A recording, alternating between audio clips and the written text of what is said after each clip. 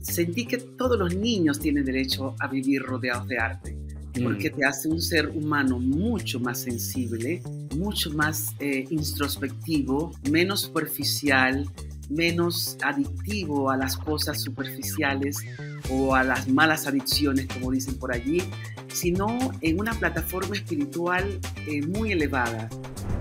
Hola, ¿qué tal? Soy Alejandro Key y en el episodio de hoy sabrás cómo usar el arte para mejorar tu vida y cómo vivir del arte si es algo que te gustaría. Mi invitada es Olga Sinclair, panameña, una de las artistas más importantes de América Latina, filántropa, ganadora de un premio Guinness, entre muchos otros reconocimientos. Y es un honor para mí tenerla como invitada en mi programa, así que recibámosla.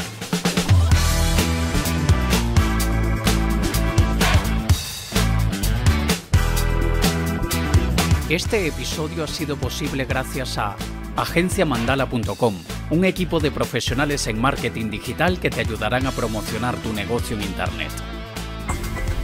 Apoyamos a la Fundación Kerry Carrasco en su lucha contra la pobreza que sufren tantas familias a nivel mundial. Tú también puedes apoyarles de la forma que quieras. Búscalos en las redes y participa en esta causa.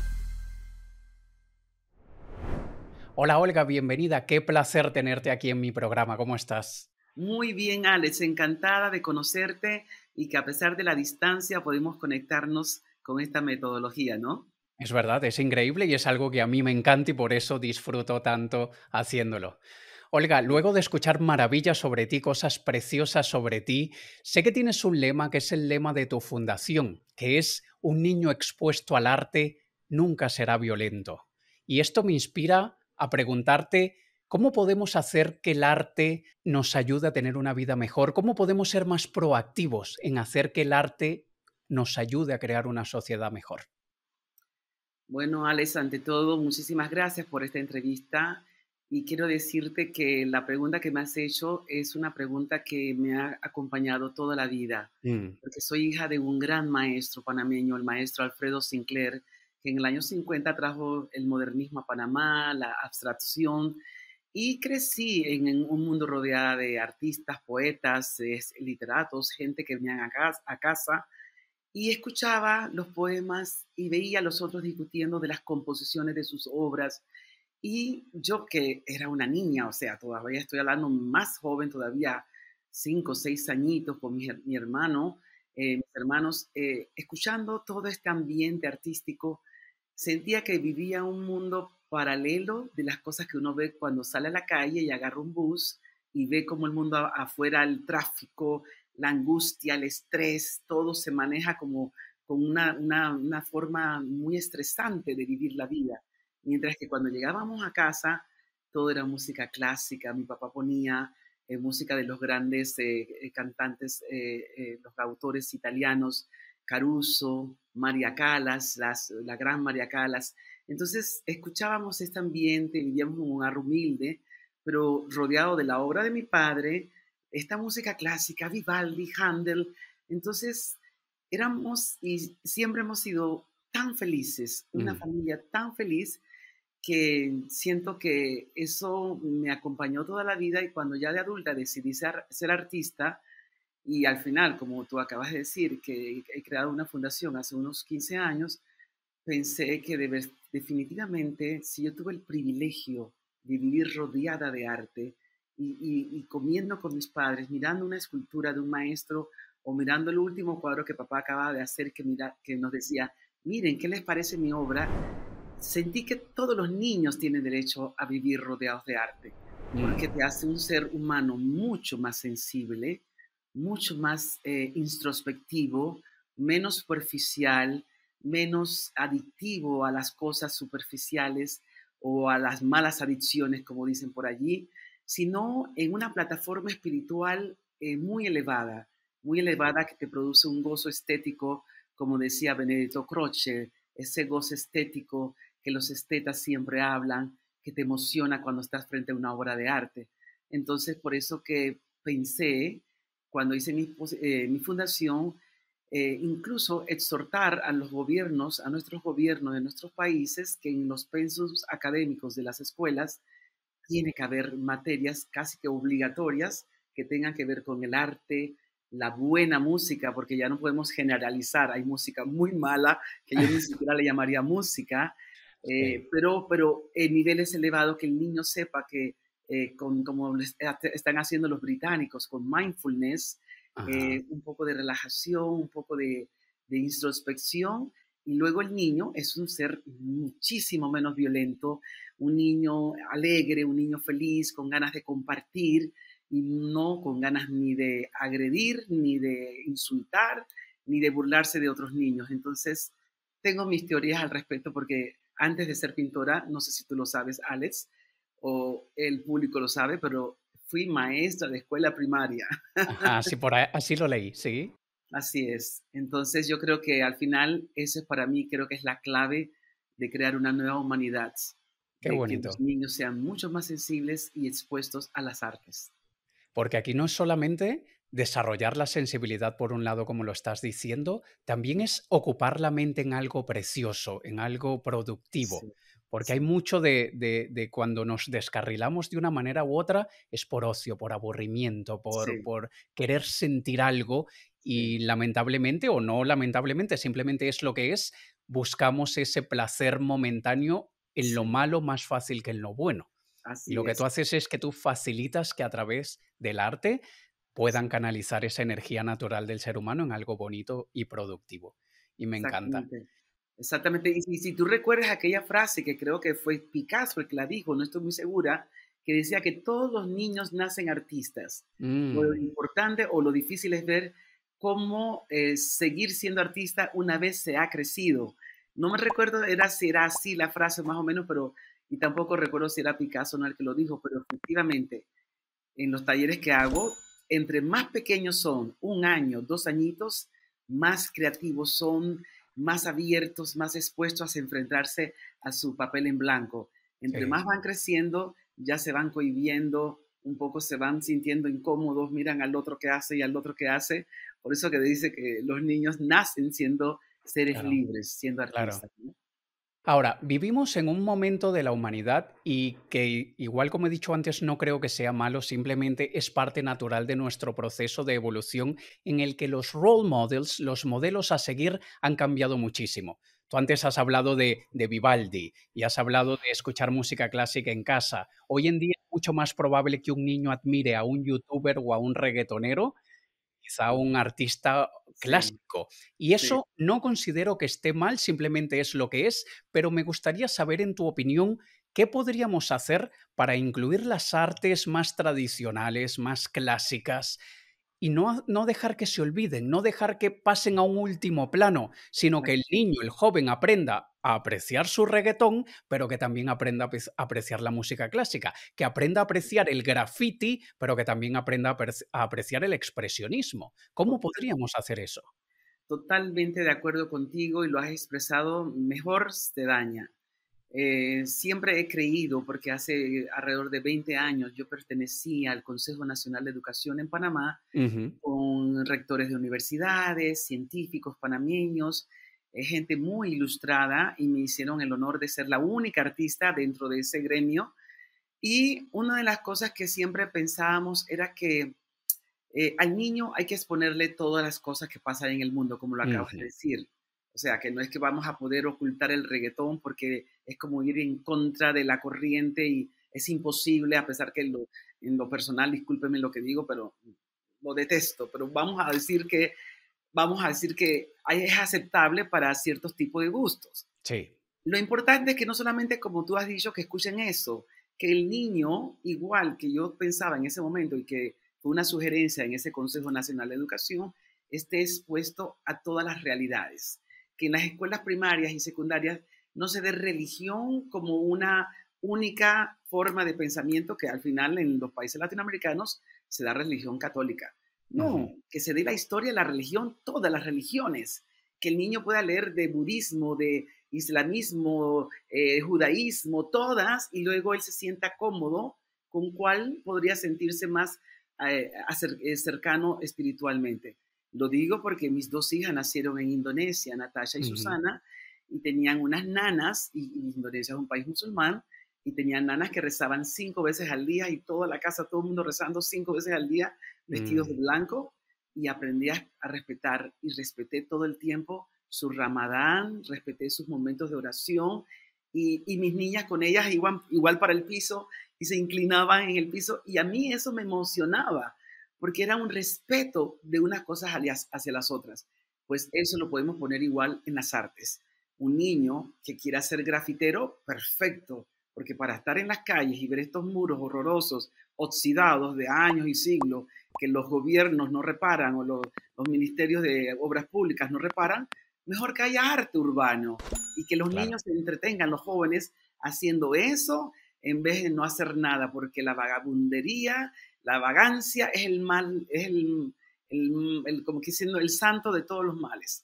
Entonces, yo exhortaba en ese momento del Consejo Nacional de Educación de sacar a los niños a los museos, llevarlos a los parques, a sembrar un árbol, a llevarlos a los ríos y a las playas a recoger basura, porque así el niño también toma conciencia ecológica de lo que está ocurriendo, pero en la medida que los padres se desvinculen de la educación de sus hijos y crean que esta es una situación solamente de las escuelas, pues vamos mal, porque la primera Ujú. escuela es la casa, es el hogar. Y si en mi casa, en mi hogar, todos triunfamos viniendo de orígenes humildes, porque habían códigos de ética, no solamente de moral, de ética, códigos de urbanidad, códigos de comer en la mesa, no hablar Ujú. con la boca llena, cosas sencillas, Alex, que hoy los padres como que no le dan mucha importancia porque cada uno en la mesa está con su móvil Sí. chateando, cada uno en la mesa está viendo los niños jugando jueguitos violentos. Entonces, siento que tendrá que llegar un momento en que como una especie, un cisma mundial, en donde todos tengamos que detenernos. Yo pensé que iba a ser el COVID hace 3 años, Ujú. pero desafortunadamente el COVID no logró como que restaurar esa parte emocional del ser y mucha gente más bien ha caído en depresiones y ahora todo el mundo vive con un psiquiatra y un psicólogo online, Sí. porque el encerramiento, el no tener comunicación con compañeros de escuela, los muchachos están sufriendo de depresiones, Sí. están sufriendo de situaciones internas. Lo único que creo que pasó, por lo menos en mi caso, es que nuestra fundación siguió dando clases online a Ujú. través del Instagram y las mamás me lo agradecían porque en ese momento se conectaban y no solamente los niños pintaban, sino los abuelos, los tíos o todo el mundo que estuviera encerrado en esa casa, que en Panamá el encierro fue de 10 meses, imagínate.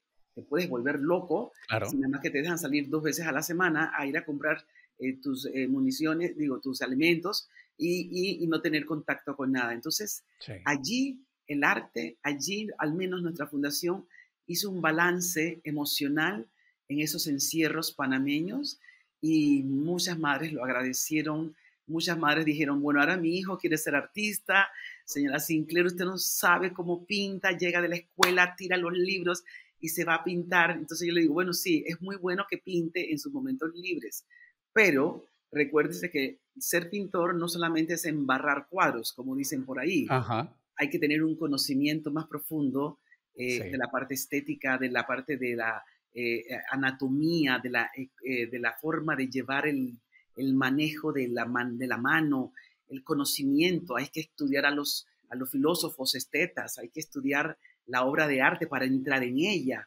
No es copy and paste, como pasa Claro. muchas veces, que Sí. hay muchas personas que te siguen en Pinterest y están copiando tus cuadros al dedillo.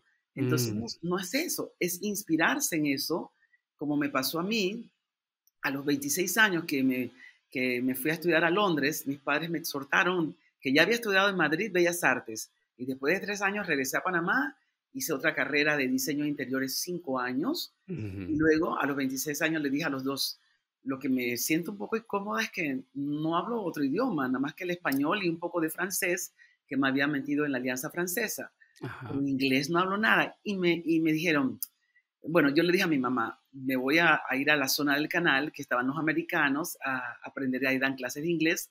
Y Ujú. mamá me dijo de una manera muy, muy jocosa, bueno, has estudiado en Madrid 3 años, ¿y por qué no aprendes mejor inglés en Londres, ya que te gusta tanto Europa? Claro. Oye, yo creo que fue lo mejor que me pudieron decir. Ella me dijo, ya tienes unos ahorros, porque yo empecé a pintar muy joven. a los Ajá. 18 años, mi primera exposición, sabes que yo vendía y ahorraba y ella me ayudaba a ahorrar. Entonces me Mm, dice, tienes unos ahorros, yo te ayudo con el resto, vete a Londres. Mira, Alex, llego a Londres y cuando voy al Tate Gallery y veo a este Francis Bacon de 9 metros, casi me da un infarto. O sea, el gozo, la belleza de ver esos trazos. No quiero ni recordarlo porque me da ganas de llorar. no, y me lo estás diciendo y se me eriza la piel porque me imagino, me pongo en tu lugar y debe haber sido preciosa esa experiencia. Una cosa, un momento espectacular, Dios mío, quedé como 4 horas observando esa obra y yo que tengo un gran padre artista, dije, wow, mi papá tiene que ver esto, los dos tenemos que ver esto juntos y me decía a mí misma, y ya había estudiado en Madrid y ya yo había visto a Velázquez, a Goya, a Saura y a Tapies y a todos los catalanes y había visto obras maravillosas de los flamencos en el Museo del Prado. Y aún así, esto de Bacon, obviamente más contemporáneo, me tocó el alma, ¿no? Ujú, Entonces, eh, lo observaba y me di cuenta los errores que yo cometía en mi obra viendo a un gran maestro. claro. Entonces, yo creo que ahí en adelante tengo que reconocer que mi obra tiene muchos trazos baconianos y algunos trazos de Alfredo Sinclair, mi padre, que es la escuela de mi padre. Claro. Pero como dicen los críticos, todos los críticos de artes que han hablado de mi obra y que me han hecho análisis de mi obra, dice que como uno en España que dijo, eh, tienes un color muy caribeño, una fuerza caribeña brutal, pero con una sofisticación muy europea. O sea que tu obra está balanceada en los dos mundos. Y yo lo siento que lo agradezco por toda esa influencia de estos grandes maestros que vi en estos museos y que a las finales hicieron que yo pudiera encontrar mi propio estilo, crear un propio estilo, una propia forma de que una persona reconozca a un Olga Sinclair aquí o en otro ambiente artístico, ¿no? Entonces pero toma muchos años, Alex, toma Claro, toda una claro. vida llegar a eso. Tú tienes toda una vida pintando. Es algo que traes en los genes y qué bonito eso de buscar las diferentes influencias que te permiten crear esa huella única como la que tiene Olga Sinclair. Y sabes que has tocado un tema que creo que para muchas personas le van a sacar utilidad a esto. Yo sé que hay muchos que les encantaría vivir del arte. Y tú has dicho, todo niño nace artista, pero luego viene la sociedad, los padres, los artistas se mueren de hambre, búscate un trabajo de verdad, estudia algo que sirva. En tu caso, tú vienes de padre exitoso con el arte a la hija Olga exitosa con el arte, lo cual ya se quiebran muchísimas de los datos estadísticos que puedan haber. Eso ya es un milagro que en una casa hayan dos Sí, artistas exitosos. exactamente. ¿Qué le puedes recomendar al que ama el arte y le encantaría que eso fuese su día a día, pero no se atreve porque del arte no se vive? Tú eres un ejemplo de que sí se puede vivir del arte. ¿Por dónde empiezan? Bueno, yo creo que empezaríamos dándole a todos esos jóvenes que quieren ser artistas y vivir de su arte, darle el consejo que mi mamá me dio a mí. Y es una cosa Ujú, sencilla.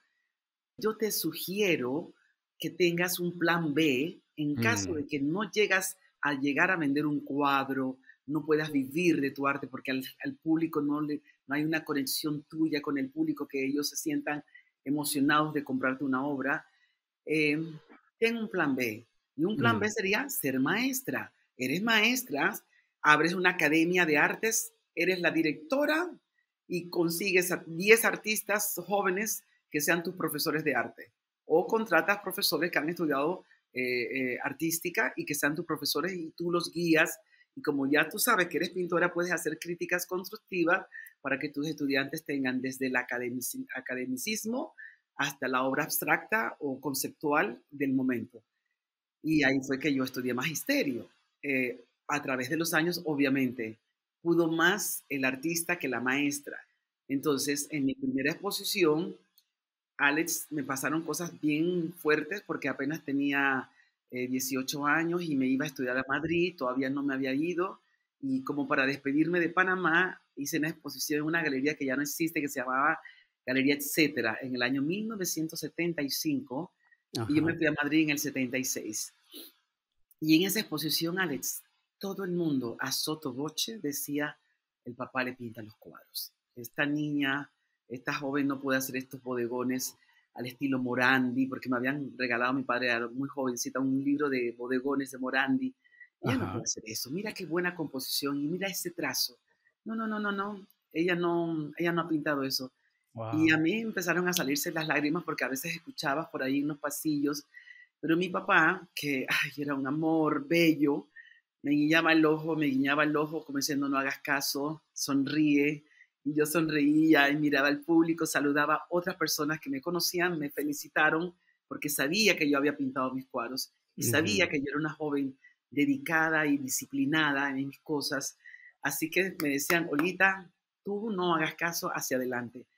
Y los cuadros valían apenas $20, Alex, Ujú. 20, $25. Algunas personas compraron, dijeron, diciendo, bueno, están tan baratos que por si acaso vamos a comprarle uno, no sea que triunfe un día y luego tenemos un Olga Sinclair.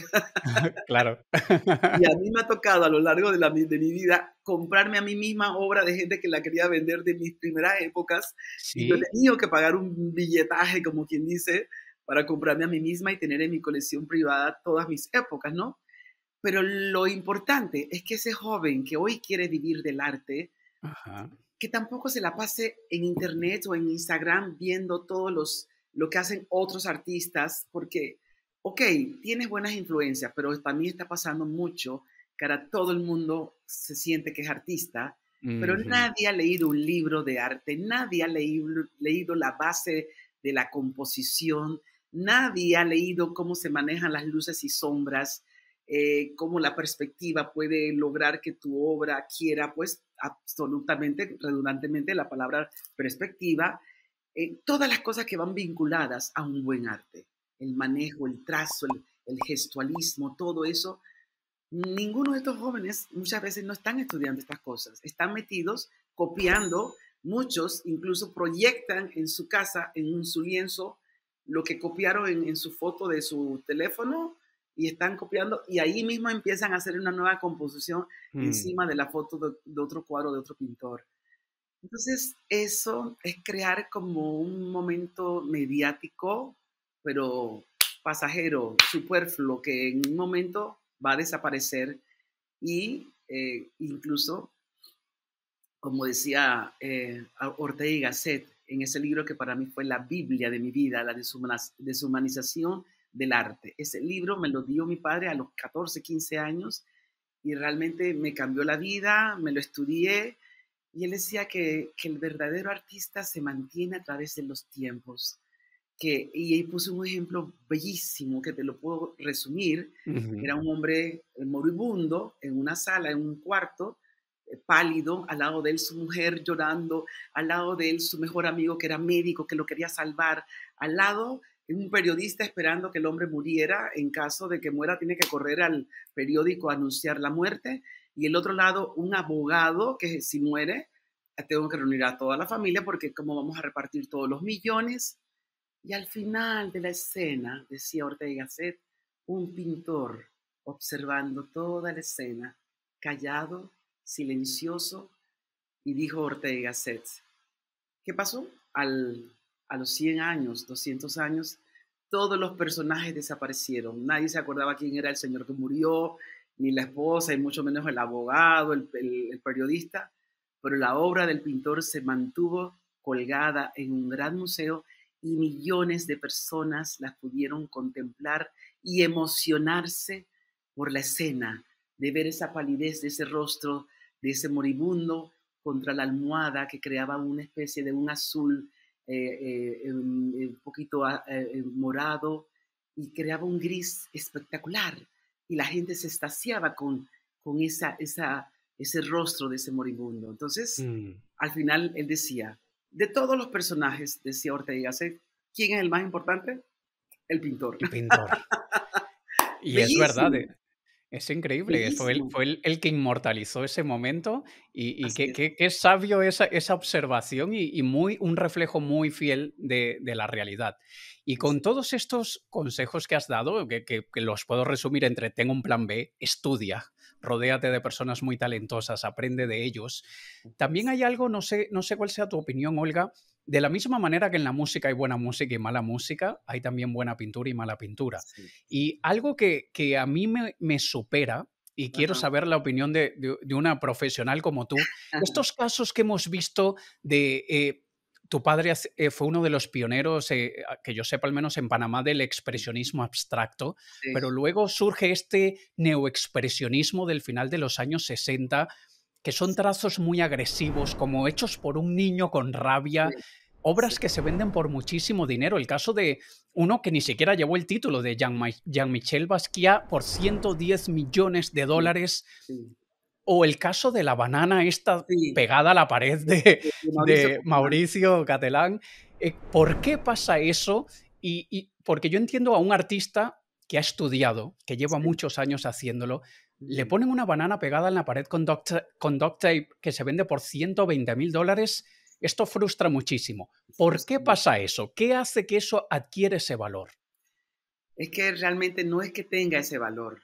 Ujú, Yo siento, Alex, que todo eso son programas ya como estudiados de protagonismo, de marketing. Todo es un marketing que es absurdo, como está pasando un poco, no sé si tú lo has visto en las pasarelas, no sé si es de Dior o Valentino, que todas las modelos se caen y están mm, todas modelando con los tacones altos y todas se van cayendo.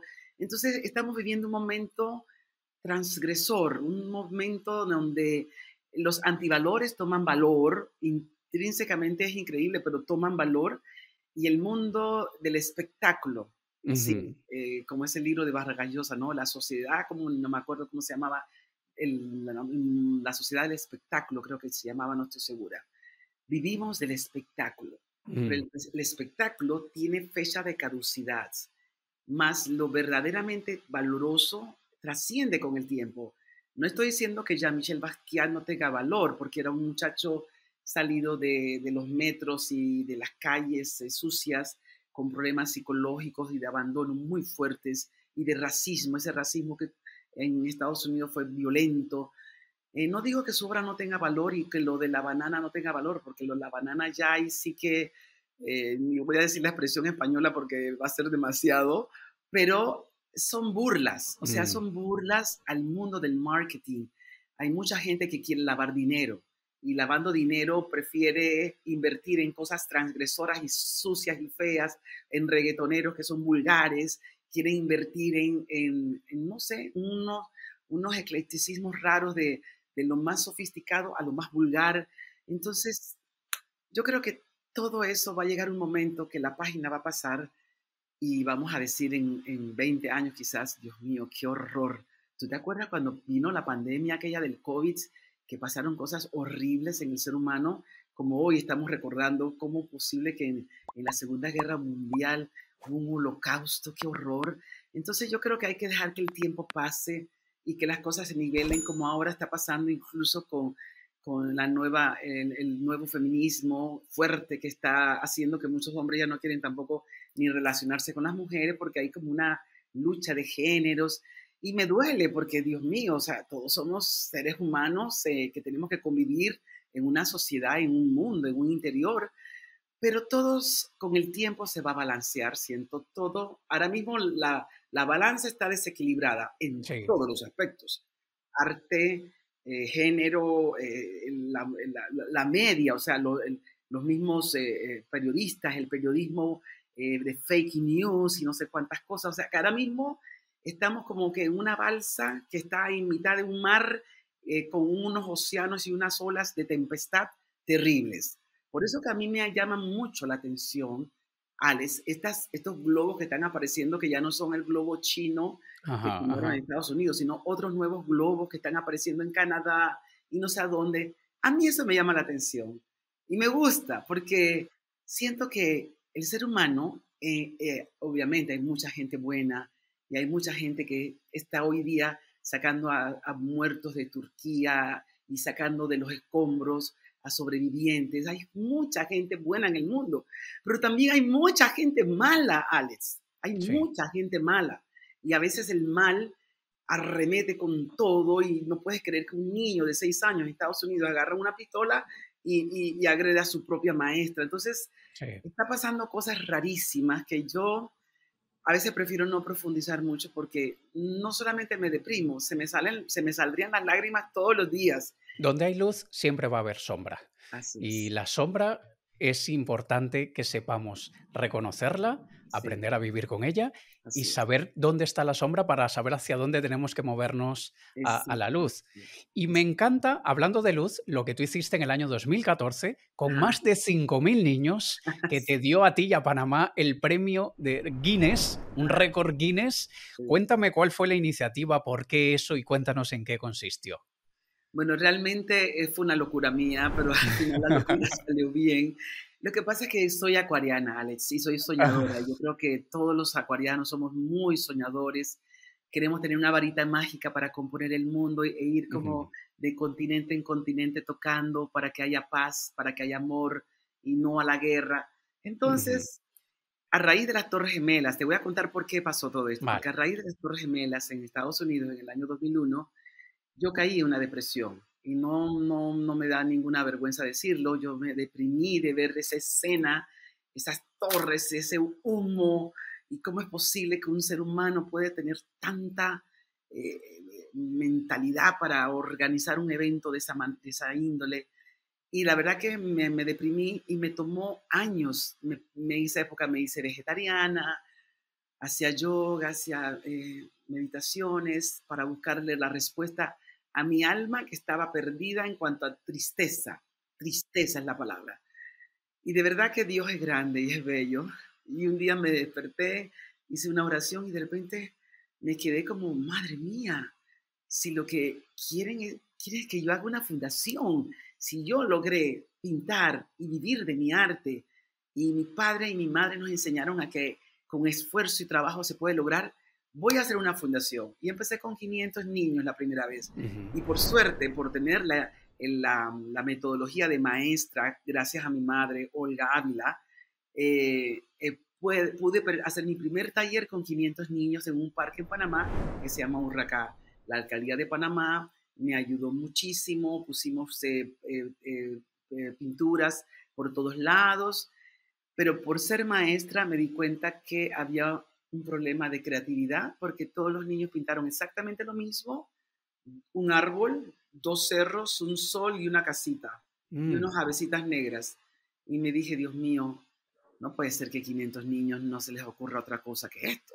Entonces, mm. al año siguiente fui a la Embajada de España y le pedí al embajador de ese momento que por favor, que si me podía contactar con la Fundación Picasso para ver si podía reproducir 20 Picassos, obviamente en posters, para que los niños vieran otro tipo de arte. Y me Mm, ayudó el embajador del momento y pusimos de la época azul, la rosa. Bueno, ya los niños comenzaron a cambiar.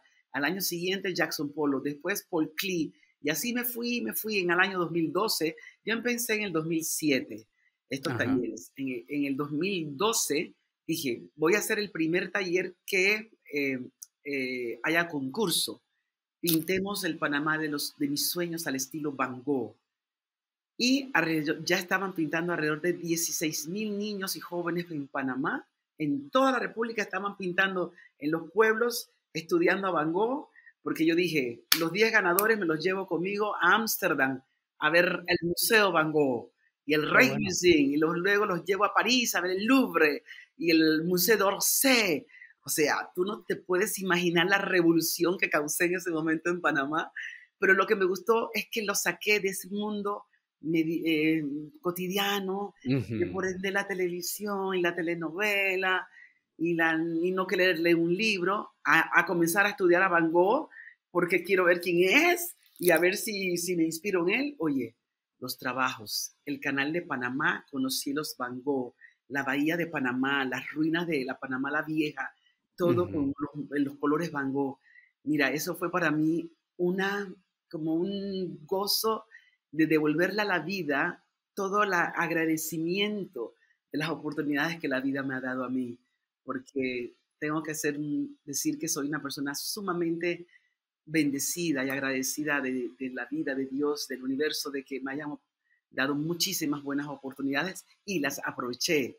Entonces, en el año 2012 fue eso de llevármelos todos a Europa. Y en el 2014, Alex, esta amiga tuya que está aquí, leyendo los periódicos en Panamá, en el año 2013, perdón, leí, la China gana el Guinness Record con 4,000 niños tocando violín a la vez. Y veo la imagen de la foto de los 4.000 niños chinos tocando el violín. Dije, oye, pero qué cosa más bonita, pero qué extraño si la China tiene 1 billón de habitantes y Panamá tiene apenas en ese momento 3.8 millones de habitantes, 3.800.000 habitantes, y ya yo estoy pintando con 3.500 niños, 4.000 niños. Entonces yo no entiendo eso. ¿Tú sabes una cosa? Le dije a mi asistente, ¿sabe una cosa? Escribe a la Guinness Record para el otro año. Panamá va a cumplir 100 años del Canal de Panamá. Mi abuelo, que era escocés, vino a la construcción del Canal de Panamá y se casó con una señora de Colón, de la ciudad de Colón. Tuvieron 4 hijos y el más pequeñito, mi padre, nació 4 meses después que abrió el Canal de Panamá en 1914. Así es que en el 2014 voy a celebrar los 100 años de mi papá, que va a cumplir años, Ajá. los 100 años del Canal de Panamá, que estamos muy orgullosos, que ahora los panameños tenemos mucha más alta rentabilidad con el canal que con la época americana. Y lo estamos haciendo muy bien y luego vino la ampliación. Y bueno, me lancé en eso, Alex, y al final muchas empresas en Panamá me apoyaron. El Ministerio de Relaciones Exteriores de Panamá me apoyó, el Ministerio de Educación trayendo niños de los campos. Al final, si te soy honesta, eran más de 13.000 niños, te lo soy honesta. Sí. Pero la gente de Londres, que estaban todo el equipo del Guinness allí, nos exigieron cercar todo el lugar donde íbamos a pintar y lo tuvimos que cercar y nada más que entraron y cupieron 5.084 niños. Vaya, o sea, que hubiesen sido 13.000 niños Así es, oficialmente pintando. así es. Pero los demás que se quedaron afuera, yo un poco pensando y previendo esto, Ujú. traje muchos más materiales. Entonces estábamos tan preparados que todos esos niños allá afuera se les dio su cartulina y su kit de pintura porque dijimos, también ustedes son parte de la historia, así que todos van a pintar. Así que Qué bueno. afuera de toda la cerca, afuera los padres y los niños todos pintando, pero adentro nada más que éramos 5.084 y no los ganamos. Y como dijeron allí cuando lo anunciaron, el anterior récord lo tenía Arabia Saudita con De pintar. 3.700 niños pintando a la vez. Ah. Y hoy Panamá lo rompe con la Fundación Olga Sinclair con 5.084. Y bueno, tú no sabes qué fue eso, los brincos, la alegría, todo el mundo llorando, todo el mundo abrazándose. Y creo, si no estoy equivocada, que todavía lo tenemos.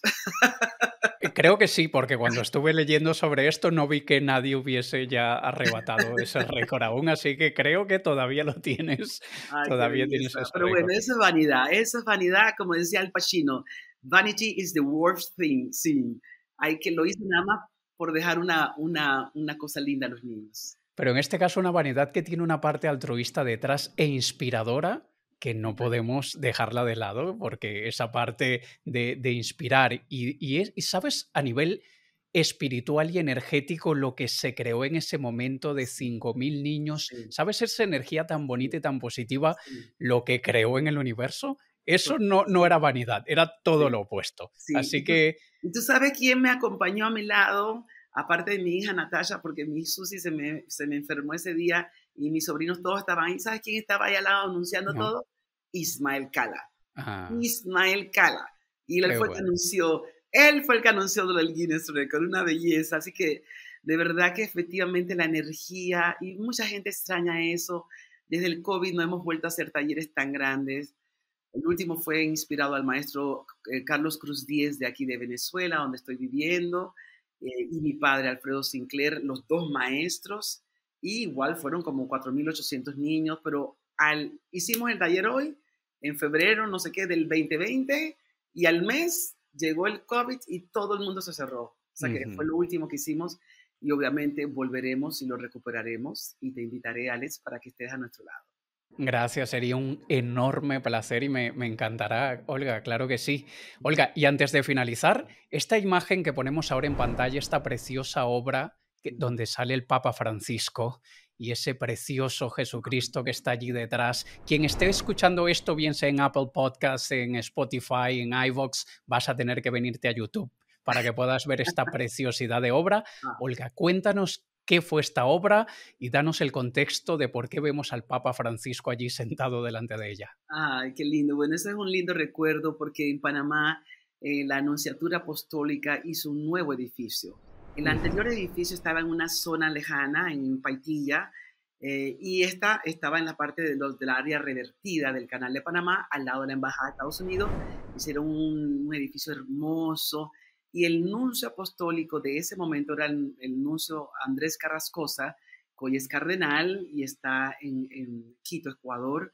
Y él me pidió que por favor, que me inspirara para la sala mayor de la nunciatura una imagen de un Cristo que yo sintiera que era el Cristo que puede tocar y llegar a todas las personas para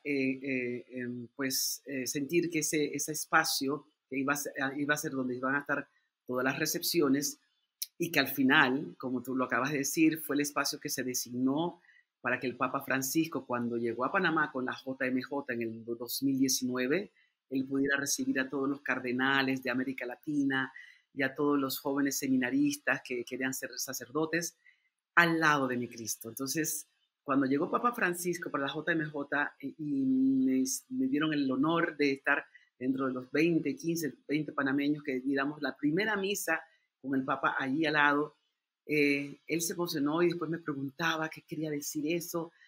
Y yo le decía, la verdad que era, Papa, es que el nuncio apostólico me pidió un Cristo y yo no quería imágenes que me mandaran impresas de toda la historia de los Cristos que están en la cruz o los resucitados, porque iba a caer como en el mismo patrón y al artista hay que dejarlo un poco su mundo, ¿no?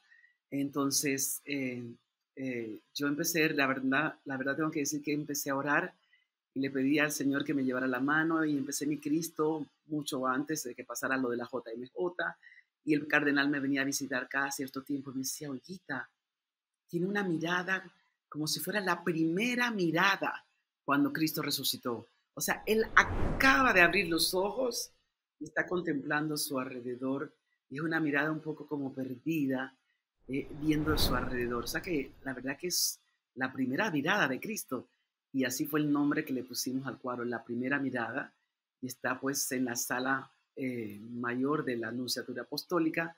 El Papa Francisco me mandó un recuerdo muy lindo para agradecer esa imagen, y el nuncio apostólico me pidió que un niño de mi fundación que se inspirara en Cristo también hicieran imágenes, y escogimos una y también se la regalamos al Papa.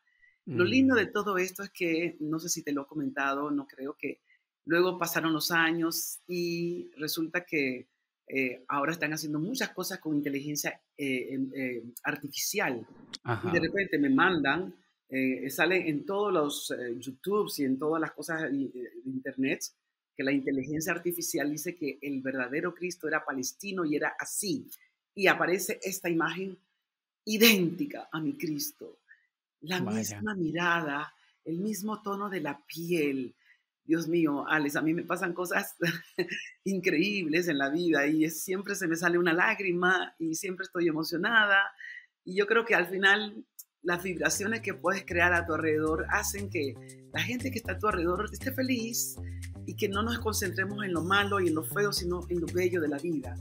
Y que todo lo que está pasando, vuelvo a insistir, en este mundo actual va a pasar, y mi Cristo todavía se va a quedar ahí, como dijo Ortega Set, van a pasar los años, los siglos, quizás mi Cristo va a estar ahí en la sede de la Anunciatura Apostólica, y quizás algún otro papa lo va a visitar, no lo sé, pero ya Qué eso es bonito. la historia que habrá que escribirla. Eso es. Qué bonito, Olga. Qué luz tienen tus obras y tienes tú. Qué Ah, preciosidad, esa energía que tú transmites, me encanta. Ha ay, sido un enorme placer y un gran honor poder conversar contigo estos minutos. Y la gracias. verdad es que da gusto ver la calidad de ser humano que eres, además de la excelente artista que eres. Ay, Muchísimas gracias. muchísimas gracias, Alex, y a través de ti mando un saludo a todas las personas que estén viendo esta entrevista, y de verdad, gracias por llamarme para hacerla. Muchas gracias. Un placer. Un abrazo. Un Adiós. abrazo.